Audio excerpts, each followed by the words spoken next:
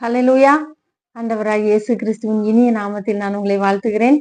அன்புக்குரியவர்களே, இன்றைய செய்தியின் தலைப்பு கர்த்தரின் கையில் இரட்டிப்பாய் அடைந்து தீர்ந்தது. கர்த்தரின் கையில் இரட்டிப்பாய் அடைந்து தீர்ந்தது. ஏசாயா தீர்க்கதரிசியின் புஸ்தகம் 40ஆம் அதிகாரம் வசனம் 2 இப்படியாக சொல்லுகிறது.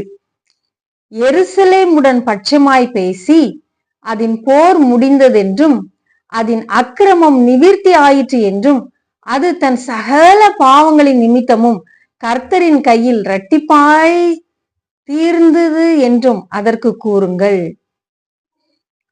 இரட்டிப்பாய் அடைந்து தீர்ந்தது என்றும் அதற்கு கூறுங்கள் என்று உங்கள் தேவன் சொல்லுகிறார். அன்பானவர்களே, எனக்கு இத்தனை ஆண்டுகள் பாடுகளை தேவன் அனுமதித்திருக்கிறார். நான் பாடுபட்டு கொண்டே இருக்கிறேன். என் பாடுகளுக்கு ஒரு முடிவு இல்லை என்று சொல்லி நீங்கள் நினைக்கலாம். ஆனால் வசனம் தெளிவாக சொல்லுகிறது, கர்த்தரின் கையில் இரட்டிப்பாய் அடைந்து தீர்ந்தது என்று அதற்கு சொல்லுங்கள். எருசலேமுடன் பட்சமாய் பேசி அதன் போர் முடிந்தது என்று அதன் அக்கிரமம் நிவிர்த்தி ஆயிற்று என்றும் அதன் சகல பாவங்களின் நிமித்தம் அது கர்த்தரின் கையில் இரட்டிப்பாய் அடைந்து தீர்ந்தது என்றும் சொல்லுங்கள். இப்பொழுது நாம் வேதனைப்பட்டு கொண்டிருக்கிறோம், பாடுகள் மத்தியில் இருக்கிறோம். இனி எனக்கு இந்த பாடுகள் நீங்கவே நீங்காது என்று சொல்லி ஒரு முடிவுக்கு வந்த நிலையில இருக்கிறோம். அருமையானவர்களே, எருசலேமுடன் பட்சமாய் பேசுங்கள் அப்படி என்றால் நம்முடைய உள்ளம் அவ்வளவு ரணகலம் பட்டு போயிருக்கிறது. இனி எழுந்திருக்க முடியாது, இனி எனக்கு எந்த ஆசீர்வாதமும் வரப்போறது இல்லை என்று சொல்லி நீங்களும் நானும் ஒரு முடிவுக்கு வந்த நிலையில் இருக்கிறோம். எல்லாம் இருந்தது, மகிழ்ச்சியோடு இருந்தோம். ஆனால் ஒரு செடி வேரோடு புடுங்கப்பட்டது போல நம்முடைய வாழ்க்கை வேரோடு புடுங்கப்பட்ட ஒரு அனுபவம். ஏன் இந்த நிலை? ஏன் கர்த்தர் எனக்கு இந்த நிலையை அனுமதித்தார் என்று தெரியவில்லை. சரி, அனுமதிச்சிட்டாரு, அதை முடித்து தீர்ப்பார் என்று சொல்லி நானும் எதிர்பார்த்து கொண்டிருக்கிறேன். எனக்கு வருடங்கள் போய் கொண்டிருக்கிறதை தவிர எனக்கு முடிஞ்ச பாடே இல்லை. இப்படிப்பட்ட ஒரு சூழ்நிலையில் நான் வாழ்ந்து கொண்டிருக்கிறேன். நான் என்ன செய்வது என்று தெரியவில்லை என்று சொல்லி வேதனைப்பட்டு கொண்டிருக்கிற என் அன்பு மகனே, என் அன்பு மகளே, உங்களை நோக்கிதான் இந்த வார்த்தை வந்து கொண்டிருக்கிறது. உங்களுக்காக தான் இந்த வார்த்தை வந்து கொண்டிருக்கிறது. சிலர் எண்ணிக்கொண்டிருப்போம், என்னைக்கு எனக்கு வாழ்க்கையில பிரச்சனை வந்துச்சு. சிலர் நினைப்போம், என்னைக்கு கல்யாணம் பண்ணணும் அன்னையில இருந்து வந்துட்டுன்னு. சிலர் நினைப்போம், என்னைக்கு என் வாழ்க்கையில 10th படிக்க ஆரம்பிச்சனோ அன்னைக்கே ஆரம்பிச்சிச்சு. சிலர் நினைப்போம், என்னைக்கு நான் வேலைக்கு போக ஆரம்பித்தனோ அன்றைக்கே எல்லாம் வந்துருச்சு. இப்படி ஒரு ஒரு நிலையிலும் நாம் நம்ம யோசித்து கொண்டிருக்கிறோம். இந்த சூழ்நிலைகளை யோசிக்கிறோம். என் வாழ்க்கையில நல்லா தானே நாங்க போயிட்டு இருந்தோம், என்னுடைய மனைவி, என்னுடைய கணவர், என்னுடைய பிள்ளைகள் என்று எவ்வளவு சந்தோஷமாக இந்த வாழ்க்கை போய்கொண்டிருந்தது தெரியுமா? அப்படிப்பட்ட சந்தோஷமான இந்த வாழ்க்கை நிலை ஏன் இப்படி மாறியது, தடம் புரண்டது போல மாறிவிட்டதே என்று சொல்லி நம்முடைய இருதயம் மிகவும் விசனப்பட்டு வேதனைப்பட்டு கொண்டிருக்கிறது. தேவனாகிய கர்த்தர் இந்த நாளில் உங்களை பார்த்து சொல்லுகிறார், கர்த்தரின் கையில் இரட்டிப்பாய் அடைந்து தீர்ந்தது என்று சொல்லி. பிரியமானவர்களே, நீங்களும் நானும் நினைக்கிறோம், இத்தனை ஆண்டுகள் நான் இருந்திருக்கிறேனே, எனக்கு என்ன இனி லாபம் கிடைக்க போகுது, இந்த பலனும் போயிருச்சுன்னு நினைச்சிட்டு இருக்கிறோம். ஆனா அப்படி கிடையாது. ஏசாயா தீர்க்கதரிசியின் புஸ்தகம் 40ஆம் அதிகாரம் வசனம் 31 இப்படியாக சொல்லுகிறது, கர்த்தருக்கு காத்திருக்கிறவர்களோ புதுபலன் அடைந்து கழுகுகளை போல செட்டைகளை அடித்து எழும்புவார்கள். கர்த்தருக்கு காத்திருக்கிற உங்களுடைய அனுபவம், கர்த்தருக்கு காத்திருக்கிற நம்முடைய அனுபவம் எப்படியாக மாறுகிறது என்றால், ஒரு கழுகு தன் செட்டைகளை அடித்து எழும்புவதற்கு அதுக்கு ஒரு புதிய பலன் கிடைக்கிறது போல நமக்கும் கிடைக்கும் என்பதுதான் கருத்து. ஒருவேளை நீங்களும் நானும் நினைக்கலாம், எல்லாம் முடிஞ்சு போச்சு, வேரோடு புடுங்கி போட்டாச்சு, பட்டை மரம் போல ஆயாச்சு, 5 பைசா கையில கிடையாது, இனிமே என்னத்தை நம்ம மேல வர, இனி எப்படி நான் கனி கொடுக்க, இனி எப்படி நான் செழித்தோங்க முடியும், இனி எப்படி என் வாழ்வு, இனி எப்படி இருக்கும்? இனிமேதாங்க நீங்க ஸ்ட்ராங்கா மாற போறீங்க. இனிமேதான் இஸ்ரவேல் கீழே வேர் பற்றி மேலே கனி கொடுக்கும் நாட்கள் வரும் என்று கர்த்தர் சொன்னார் இல்லையா? நாம் எந்த அளவிற்கு ஆழமான அஸ்திபாரம் விட்டு அவர் மீது கட்டப்பட்டு வந்து கொண்டிருக்கிறோமோ அந்த அளவுக்கு அழகாக ஜொலிக்கிற ஒரு காலம் வரும். காத்திருக்கிற காலம் என்பது சாதாரண காலம் கிடையாது. காத்திருக்கிற இந்த ஆண்டுகள் சாதாரணமான ஆண்டுகள் கிடையாது. ஒருவேளை நீங்களும் நானும் இன்றைக்கு சோர்வுற்று காணப்படலாம். எனக்கு எதுவுமே கிடைக்கலையே, இருந்ததெல்லாம் போயிருச்சு, வேரோடு புடுங்கி எடுத்துட்டாங்களே, நீ நான் என்ன செய்ய முடியும் என்று சொல்லி ஒருவேளை நீங்களும் நானும் யோசித்துக் கொண்டிருக்கலாம். அன்பானவர்களே, அப்படித்தான் யோசேப்பு தன்னுடைய சொப்பனத்தை குறித்து தாய் தந்தையரிடம் சகோதரர்களிடம் அவன் கூறும் பொழுது அவனை குறித்து எல்லாருமே அசட்டை பண்ணினார்கள், ஏளனம் பண்ணினார்கள். அது மாத்திரமல்ல, அவன் மீது பொறாமை கொண்டார்கள். இந்த சொப்பனம் எப்படி நிறைவேறுதுன்னு பார்க்கணும், இவனை ஏதாவது பண்ணணுமே, இவனுக்கு மட்டும்தானே அவங்க அப்பா பலவர்னு அங்கேயெல்லாம் செய்து போட்டு இருக்கிறார் என்று சொல்லி. ஆம் பிரியமானவர்களே, ஒருவேளை இன்றைக்கு உங்கள் குடும்பத்தார் கூட அப்படி நினைத்து கொண்டிருக்கலாம். என்ன இவங்களுக்கு மட்டும் ஒரு பார்ஷியாலிட்டி பாக்குறாங்க, இவங்களுக்கு மட்டும் இதை கூடுதலா கொடுத்துட்டாங்க, இவங்களுக்கு மட்டும் தானே இது நடந்துகிட்டு இருக்கு. சொந்த சகோதரர்களே அவனை கொலை செய்யும்படியாக வகை தேடினார்கள். அந்த படுகொலியில் தள்ளும் பொழுது கூட மனசாட்சி இல்லாமல் கடின இருதயத்தோடு இருந்தாங்க. அப்படின்னா எந்த அளவிற்கு யோசேப்பின் மீது அவர்கள் வெறுப்பாய் இருந்திருப்பார்கள், காய்மாகாரமாய் இருந்திருப்பார்கள். இப்படித்தான் உங்களுடைய வாழ்க்கையிலும் இன்றைக்கு நடந்து விட்டது. சில வெறுப்புகள், என்ன இவளுக்கு மட்டுமா, இவனுக்கு மட்டுமா இப்படி, இந்த பேர் இவங்களுக்கா, இந்த புகழ் இவங்களுக்கா, இந்த சொத்து இவங்களுக்கா, இந்த கார் இவங்களுக்கா, இந்த வேலை இவங்களுக்கா என்று சொல்லி உங்கள் மீது அநியாயமாய் அபாண்டமாய் பழியை போட்டு உங்களை வேதனைப்படுத்தி இன்றைக்கு குழியில தள்ளின நிலைமையில நீங்க இருக்கலாம், இத்தனை ஆண்டுகள் இருக்கலாம். ஆனால் அது அப்படியே இருந்து போய்விடாது. யோசேப்பு 17 வயதில் தன்னுடைய சகோதரர்களால் எகிப்திற்கு விற்று போடப்பட்டார். ஆனால் தேவனாகிய கர்த்தர் யோசேப்போடு கூட இருந்தார். அந்த வனாந்தர வாழ்க்கையில் அவர் போகும் பொழுது மனது மிகவும் வேதனைப்பட்டு இருக்கும். அவர் எவ்வளவோ கெஞ்சி இருந்திருப்பார் தன் சகோதரர்களிடத்தில், நான் இனி இந்த தவறை செய்யவே மாட்டேன், நான் இனிமே சொப்பனமே பார்க்க மாட்டேன்னு சொல்லியிருப்பார். ஆனா கல் நெஞ்சக்காரர்கள் அவரை தள்ளிவிட்டார்கள். இன்றைக்கு கூட உங்களுடைய வாழ்க்கையில இத்தனை ஆண்டுகள் நாம் காத்திருக்கிறோமே, நான் எப்படி வாழ்ந்து கொண்டு இருந்தேன், நான் எப்படி வாழ்ந்தேன், எப்படி வாழ வேண்டிய ஒரு மகன், இன்னைக்கு என் சூழ்நிலை இப்படி இருக்கிறது, நான் தள்ளப்பட்டு இருக்கிறேன், குழியிலே கிடக்கிறேன், அடிமையாக விற்கப்பட்டு இருக்கிறேன், விற்கப்பட்ட இடத்திலும் எனக்கு அவமானம், நிந்தையை, சிறைச்சாலை, கேவலமான பேச்சு, நல்ல சாப்பாடு கிடையாது, நல்ல துணிமணி கிடையாது, தூங்கி பல நாட்கள் ஆகிவிட்டது. ஆனாலும் கர்த்தர் யோசேப்போடு இருந்தார். என் அன்புக்குரியவர்களே, உங்கள் நிலையும் இந்த நிலையில் இருந்து கொண்டிருக்கிறது என்று யோசித்துக் கொண்டிருப்பீர்களே, ஆனால் உங்களோடு யார் இருக்கிறார் தெரியுமா? சர்வ வல்லவர் இருக்கிறார் என்பதை மறந்து போக வேண்டாம். ஆகவேதான் வசனம் தெளிவாக சொல்லுகிறது, கர்த்தருக்கு காத்திருப்பவர்கள் ஒருபோதும் வெட்கப்பட்டு போவதில்லை, அவர்கள் எழும்புவார்கள், எழும்புவார்கள். எப்படி ஒரு கழுகு தன்னுடைய புதிய பலனை எடுத்துக்கொண்டு, தன்னுடைய புதிய செட்டைகளை எடுத்துக்கொண்டு வானிலை யாருக்கும் கண்ணில் புலப்படாத தூரம் பறக்கிறதோ, யாராலும் பிடிக்கப்படாத அளவிற்கு அது பறக்கிறதோ, அது போல என் மக்களும் எழும்புவார்கள்.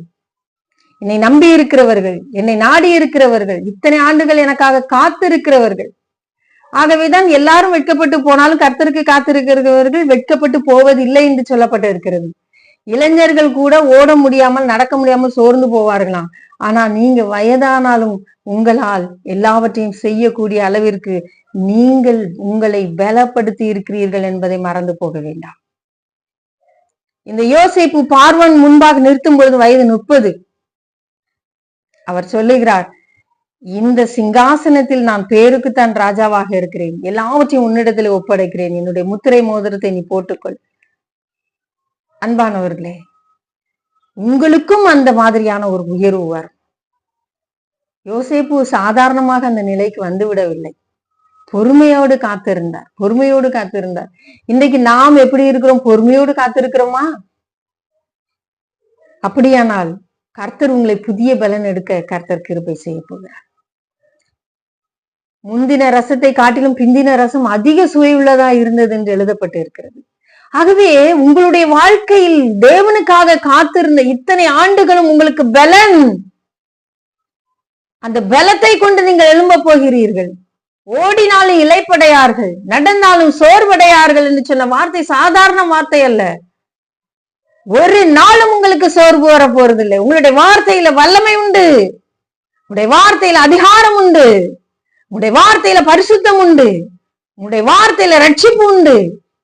உங்களுடைய வார்த்தை அடுத்தவர்களை உயிர்ப்பிக்கும், ஆத்துமாவை உயிர்ப்பிக்கிறதா இருக்கும், எலும்புகளை நினமுள்ளதாக்குகிறதா இருக்கும். ஒரு மலையை நொறுக்குகிற சம்மட்டியை போல நீங்கள் மாறுவீர்கள். கர்த்தருக்கு பயப்படுகிறவர்கள், கர்த்தருக்கு காத்திருக்கிறவர்கள் இவ்விதமாய் ஆசீர்வதிக்கப்படுவார்கள். அன்பானவர்களே, யோசேப்பின் சொப்பனம் நிறைவேறிச்சா இல்லையா? அவர்கள் சகோதரர்கள் நினைத்தார்கள், இது எப்படி நிறைவேறுதுன்னு பார்ப்போம்னு. ஆனால் அது நிறைவேறி முடிந்தது. சூரியனும் சந்திரனும் 11 நட்சத்திரங்களும் என்னை வணங்குவார்கள் என்று சொன்ன வார்த்தை ஒருபோதும் பொய்யாய் போகவில்லை. உங்களுடைய வாழ்க்கையில நீங்க நினைச்சிட்டு இருக்கலாம், எனக்கு கர்த்தர் இப்படி கொடுத்தாரு, இப்படி ஒரு வாக்குத்தத்தத்தை கொடுத்தாரு, இப்படி எல்லாம் நான் எழும்பி இருந்தேனே, இப்படி எல்லாம் நான் செய்தேனே, ஆனால் பல வருடங்களாக நான் இப்படியே இருக்கிறேனே. அதற்கு காரணம் தேவன் உங்களை அளவு கட்டாத உயரத்திலே வைப்பதற்காக இந்த ஒரு சூழ்நிலையை அனுமதித்தார். இத்தனை ஆண்டுகள் நீங்கள் காத்திருந்ததற்கு உங்களுக்கு கிடைக்க போகிற ராஜ மரியாதையும் ராஜ பதவியும் நீங்கள் கட்ட சொப்பனத்தையும் உங்களுக்கு கொடுத்த வாக்கு தத்தத்தை நிறைவேற்ற போகிறது பிரியமானவர்களே. அது பலனுள்ளதா இருக்கும் என்று சொல்லப்பட்டிருக்கிறது. அந்த பலனை எப்படி உங்களுக்கு நான் எக்ஸ்பிளைன் பண்றதுன்னு எனக்கு தெரியல, கர்த்தருக்கே தெரியல. அவர் சொல்றாரு, எளிய நடைமுறையில் நாம் புரிந்து கொள்ள வேண்டும் என்பதற்காக கழுகை அவர் எக்ஸாம்பிளாக சொல்லி நமக்கு புரிய வைக்கும்படியாக அவர் முயற்சி எடுக்கிறதை நாம் பார்க்கிறோம். நாம் சாதாரணமான மனிதர்கள் தானே, சாதாரணமான ஓமையை நமக்கு சொல்லும் பொழுதுதான் அதை புரிந்து கொள்ள முடியும் என்று சொல்லி. ஆக சிலர் சொல்லுவாங்க, இது வைரம் பாஞ்ச கட்டை அப்படின்னு சொல்லுவாங்க இல்லையா? அப்போ நீங்களும் நானும் கர்த்தருக்காக காத்திருக்கிறோம், ஆனால் நாம் ஒருபோதும் வெட்கப்பட்டு போக போறதில்லை. நமக்கு வைரம் வாய்ந்த கட்டையாக நாம் மாறுகிறோம். மலைகளையும் குன்றுகளையும் நொறுக்குகிற சம்மட்டியாக நாம் மாறுகிறோம். கூர்மையும் புதிதுமான பற்கள் உள்ள எந்திரமாக நாம் மாறுகிறோம் என்பதை மறந்து போகக்கூடாது. இந்த யோசேப்பினுடைய வாழ்க்கையில இப்படி நடந்துச்சு. ஆனா தேவன் எல்லா சூழ்நிலையிலும் யோசேப்போடு கூட இருந்தார். ஏற்ற காலத்துல அவரை உயர்த்தினார். அவர் கண்ட சொப்பனமும் பழித்தது. ஹல்லேலூயா.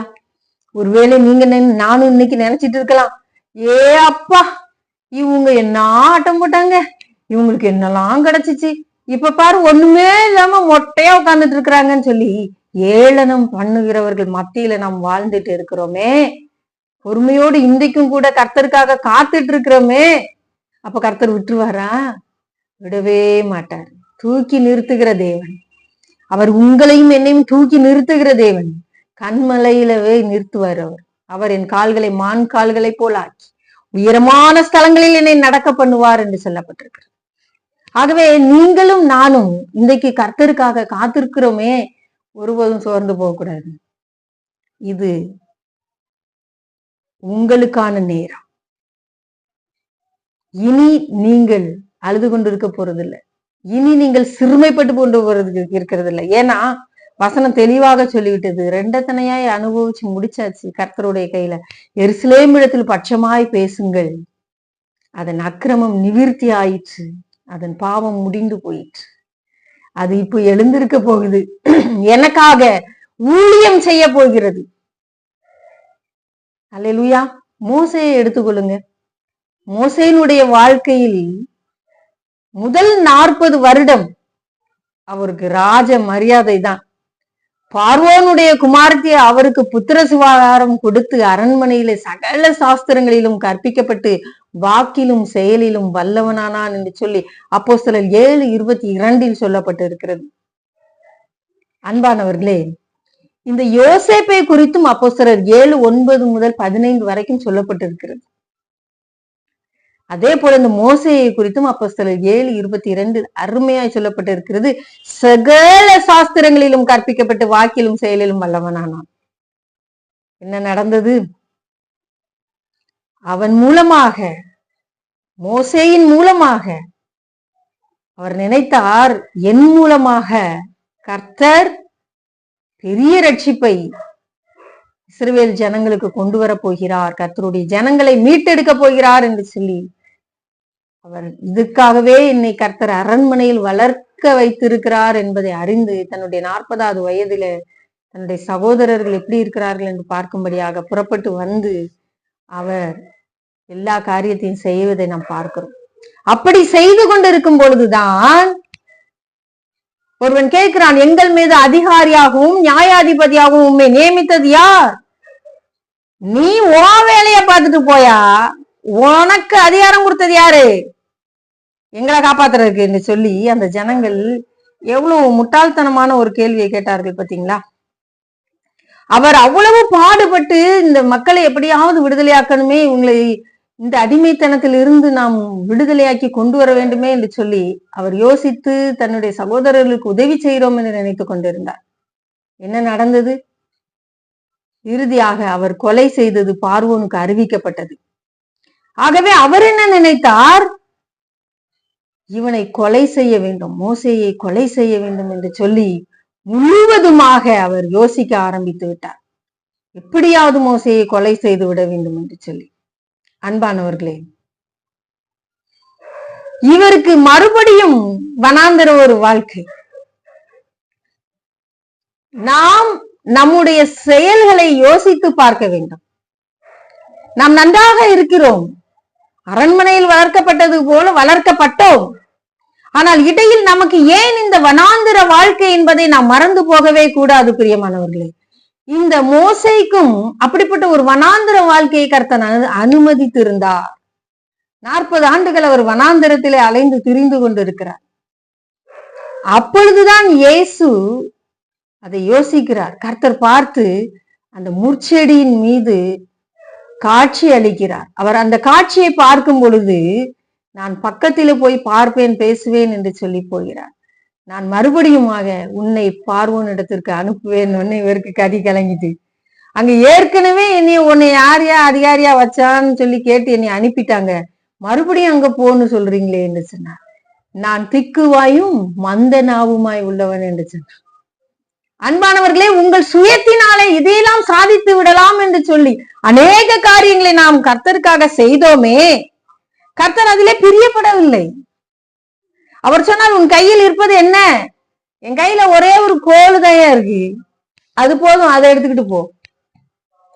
ஊழியம் செய்வதானாலும் சரி, நம்முடைய வாழ்க்கை கட்டப்படுவதானாலும் சரி, இல்ல சமுதாய தொண்டுகள் நாம் செய்ய போகிறோம் என்று சொன்னாலும் சரி, எதுவாக இருந்தாலும் சரி, ஆனால் அதற்கு முக்கியமான ஆதாரம் வேதாகமம் என்பதை மறக்க கூடாது. இந்த ஒரு பரிசுத்த வேதாகமம் நம் கையிலே இருக்குமானால் நமக்கு வேறு எதுவுமே தேவை கிடையாது.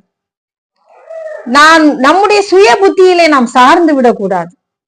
நம் சுய புத்தியை நாம் எண்ணி, சுய பொருளாதாரத்தை நாம் எண்ணி அதிலே நாம் மகிழ்ச்சி அடைந்து விடக்கூடாது. என்னிடத்துல இவ்வளோ பணம் இருக்கு, என்கிட்ட இவ்வளோ நகை இருக்கு, என்கிட்ட இவ்வளோ இடம் இருக்கு, இதை வச்சு நான் அதை சாதிச்சிருவேன், அதை வச்சு நான் இதை சாதிச்சிருவேன், எதை வச்சு எதையும் சாதிக்க முடியாது. அப்படி சாதிச்சாலும் கர்த்தர் அதிலே பிரியப்படுகிறவர் அல்ல. இந்த மோசேயை மீது கர்த்தர் பிரியமா இருந்தது உண்மைதான், பார்வோனுடைய குமாரத்தின் கையில் கிடைக்கும்படி செய்தது உண்மைதான். ஆனால் அவருடைய இந்த பலத்தினாலே தன்னுடைய ஜனங்களை ரட்சிக்க முடியும் என்பது அவர் நினைத்தது தவறு. கர்த்தர் சொல்லுகிறார், உன்னிடத்தில் இருக்கிறது என்ன? ஒண்ணுமே இல்லையா, ஒரு கோலுதான்ப்பா இருக்கு, ஒண்ணுமே இல்லை, அதை எடுத்துட்டு வரியா? எல்லாம் இருக்கும் பொழுது தேவன் ஒரு மனிதனை பயன்படுத்துகிறவர் அல்ல என்பதை புரிந்து கொள்ளுங்க. அப்ப நாம இவ்வளவு நாளும் காத்திருக்கிறேனே, எனக்கு என்ன கிடைக்கும்? நான் இப்பொழுது இந்த பரிசுத்த வேதாகமத்தை கையில் எடுத்திருக்கிறேன்.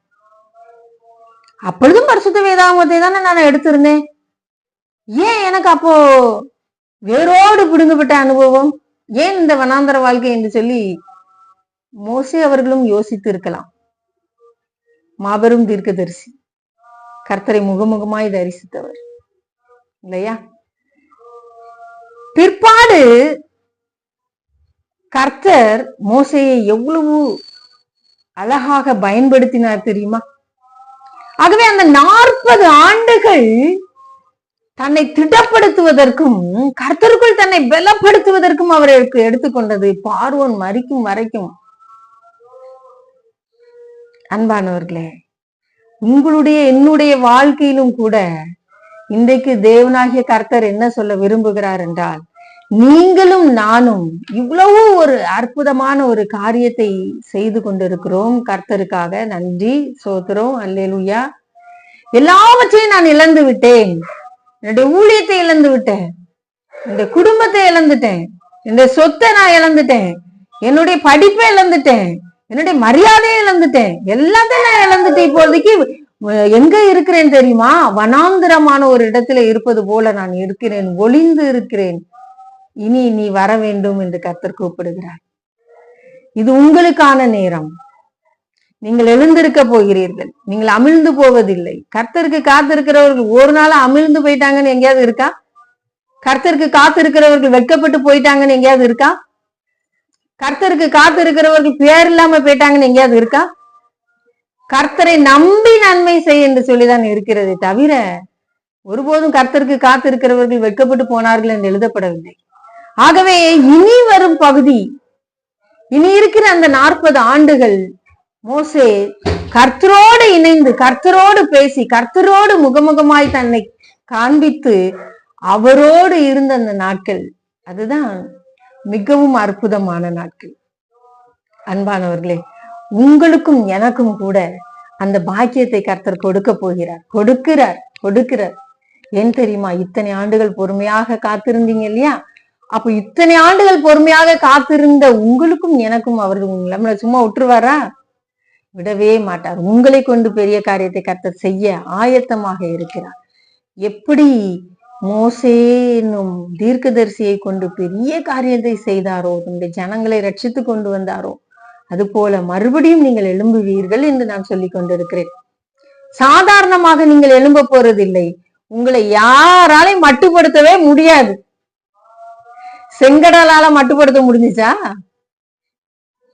உங்களுக்கு கொடுக்கப்படுகிற வாக்கு வல்லமையை யாராலையும் நிறுத்த முடியாது. எந்த ஒரு பெரிய கடலோ மலையோ எவ்வளவு பெரிய ராட்சதர்களோ வந்தாலும் என்ன செய்ய முடியாது, மட்டுப்படுத்த முடியாது. அவ்வளவுப்பட்ட ஒரு வல்லமையையும் உங்களோடு இருந்து செயலாற்றுகிற தேவனாகிய கர்த்தர் செய்ய போகிறார். அன்பானவர்களே, தாவீது ராஜாவை எடுத்துக்கொள்வோமே, ஆனால் அவர் பெலிஸ்தனான கோலியாத்தை கொண்டது நிமித்தமாக பேரும் புகழும் பெற்றவர். சிலருக்கு பேரும் புகழுமே என்ன ஆயிரும், பெரிய கண்ணி வெடியா வந்துடும். அதே போல இவருக்கும் வந்தது. ராஜ அரண்மனையில் ராஜகுமாரத்தியோடு சந்தோஷமா வாழ வேண்டியவர் காடுகள்ல வாழ்ந்து கொண்டிருந்தார். வனாந்திர வாழ்க்கை. அவர் கொஞ்சம் கூட சலிச்சு போகவே இல்லை. எனக்கு வேதாகமத்தில் மிகவும் பிடித்த ஒரு நபர். அவர் கொஞ்சம் கூட சலிச்சு போகல. நீங்களும் நானா இருந்தா என்ன நினைச்சிருப்போம்? ஏப்பா, என் மூலமாக கர்த்தர் இவ்வளோ பெரிய அற்புதத்தை செய்தாரு, வெற்றியை கொடுத்தாரு. ஆனா இன்னைக்கு இந்த ஜனங்கள் என்னை இவ்வளோ தள்ளி விட்டார்களே. தன் சொந்த குமாரத்தை கொடுப்பேன் என்று சொன்ன ராஜாவே என்ன செய்யறாரு, கொல்றதுக்கு விரட்டுறாரு. அவரும் கர்த்தரால் அபிஷேகம் பண்ணப்பட்டவர்.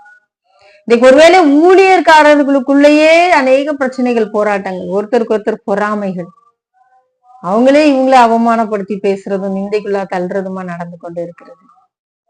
அன்பானவர்களே, இன்றைக்கு கர்த்தர் சொல்லுகிற ஒரு காரியம், தாவீதை மறுபடியுமாக அவருடைய ஸ்தானத்திலே நிறுத்தினார். எவ்வளவு ஆண்டுகள் அவருக்கு வனாந்தர வாழ்க்கையும் போராட்டமும் உண்டு. அவங்களோட ஜீவனத்துக்கே போராட்டம், உயிர் வாழவே போராட்டம். ஆனாலும் அவர் பொறுமையோடு கூட இருந்தார். யாருமே எதிரி கையில கிடைச்சிச்சுன்னா விட மாட்டாங்க. அவர் விட்டு விட்டார். அப்படிப்பட்ட அன்புள்ளவர் அவர். அவர் தெய்வத்துக்கு பயந்தவராக காணப்பட்டார். அப்படிப்பட்ட நல்ல ஒரு கிரியைகளை கொண்டவர் தான் அந்த தாவீது. அன்பானவர்களே, இப்படிப்பட்ட ஒருவர் இன்றைக்கு உங்களையும் என்னையும் பார்த்து சொல்லுகிறார், நான் உன்னில் மகிமைப்படும் நேரம் வந்து, நான் தாவீதின் மூலமாக மகிமைப்பட்டேன், உன் மூலமாகவும் மகிமைப்படுவேன். பாருங்க, எவ்வளவோ பாடுகள், எவ்வளவு பிரச்சனை. அப்போஸ்தலர் 13:22 சொல்லப்பட்டிருக்கிறது. கர்த்தருடைய இருதயத்துக்கு ஏற்றவராக காணப்பட்டார். நாமும் கூட எல்லாவற்றையும் நாம் சகிப்போமே, ஆனால் கர்த்தருடைய இருதயத்திற்கு ஏற்றவராக நாம் காணப்படுவோம். அன்பானவர்களே, இயேசு கிறிஸ்துவை நாம் எடுத்துக்கொள்வோமே ஆனால் அவரும் அப்படித்தான் பாடுபட்டார். அவர் ஊழியத்தை ஆரம்பிக்கிறதற்கு முன்பாக வனாந்தரத்திலே பிசாசினால் சோதிக்கப்படுவதற்கு ஆவியானவர் அதை வனாந்தரத்திற்கு கொண்டு போகப்பட்டார் என்று மத்திய 4:1 சொல்லப்பட்டிருக்கிறது. 40 நாள் இரவும் பகலும் உபவாசித்து வனாந்தர வாழ்க்கையில இருந்தார். அது மாத்திரமல்ல, அவர் எப்பொழுதுமே வனாந்தரத்துலதான் இருந்தார். மலையின் மேல் ஏறி அங்கே தனித்து ஜெபித்தார் என்று இருக்கும். அவர் தனிமையாக்கப்பட்ட ஒரு வாழ்க்கையை தானே வாழ்ந்தார். அவர் அங்கு ஜெபித்துட்டு தான் கீழே வந்து அநேகருக்கு அற்புதங்களையும் அடையாளங்களையும் செய்தார். அது மாத்திரமல்ல, அவர் சிலுவையிலே தன்னுடைய ஜீவனையே கொடுத்தார். அவர் பிதாவினுடைய வலது பார்சத்தில் வீற்றிருக்கிறார். அவர் பொறுமையினால எல்லாவற்றையும் காத்துக்கொண்டார். அதாவது சிலுவையின் மரண பரியந்தம் தன்னை தாழ்த்தினது நிமித்தமாக எல்லாவற்றையும் அவர் திரும்ப பெற்றுக்கொண்டார்.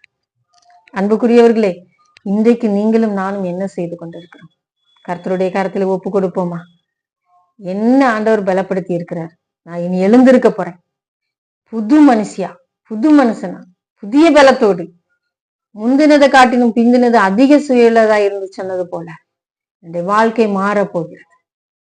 என்னுடைய வாழ்க்கை மாறப்போகிறது. எனக்கு தேவன் கொடுத்த அந்த தைரியம், அந்த பலன், அந்த வாக்கு வல்லமை, அந்த பரிசுத்த வேதாகமத்திலே காணப்படுகிற ஒவ்வொரு வார்த்தையினுடைய எல்லா பலத்தையும் நான் ஒன்று திரட்டி இருக்கிறேன். இது வரைக்கும் என்னை எப்படி நினைச்சிருந்தாங்களோ எனக்கு அதை பத்தி கவலை இல்லை. இனி என்னை பார்ப்பவர்கள் என்னில் கர்த்தரை பார்க்க போகிறார்கள். ஒரு மாபெரும் எழுப்புதலின் மூலமாக உண்டாக போகிறது. நீங்க செய்ய போறீங்க. அதுக்காக தான் இத்தனை ஆண்டுகள் காத்திருந்தீங்க, இத்தனை ஆண்டுகள் வனாந்தர பாதை. சரியா? நாம் ஜெபிப்போமா? அன்பின் பரலோக பிதாவே, எல்லாவற்றையும் உடைய கரத்துல ஒப்பு கொடுக்கிறப்பா. இத்தனை ஆண்டுகள் பொறுமையோடு காத்திருந்த உங்க பிள்ளைகளுக்கு மறுபடியுமாக நீர் பெரிய அற்புதத்தை செய்ய போகிறதற்காக உமக்கு நன்றி. அவர்கள் எழுந்திருக்க போகிறார்கள், உயர பறக்க போகிறார்கள். ஒருவருக்கும் பயப்பட வேண்டிய அவசியம் இல்லை. அவர்கள் மூலமாக அநேக அற்புத அடையாளங்கள் நடக்க போகிறது. முந்தினதை காட்டிலும் பிந்தினது அதிக சுவையுள்ளதா இருந்தது போல அவருடைய வாழ்க்கையில எல்லாவற்றையும் அவர்கள் பெற்றுக்கொள்ள போகிறார்கள். எல்லா அதிகாரமும் அவருடைய கையிலே கொடுக்கப்பட போகிறது. அவர்களுக்கு முன்பாக எல்லாம் சமபூமியாக போகிறதுப்பா. மேடுகளை குன்றுகளை மிதித்து நொறுக்க போகிறார்கள். ஆவியானவரே உமக்கு நன்றி. சகலத்தையும் செய்கிற முத்திரை மோதிரமாக வைக்க போகிறதற்காக ஸ்தோத்திரம். எல்லா துதி கன மகிமை உமக்கை செலுத்துகிறோம். இயேசுவின் நாமத்தில் ஜெபிக்கிறோம் நல்ல பிதாவே, ஆமேன்.